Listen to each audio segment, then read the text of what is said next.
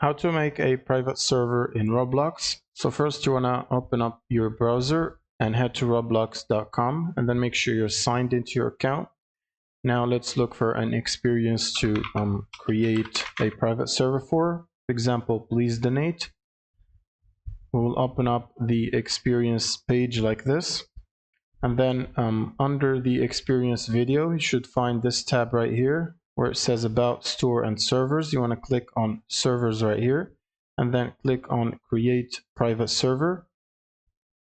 Now keep in mind that this will require to have Robux in your account, and it requires 25.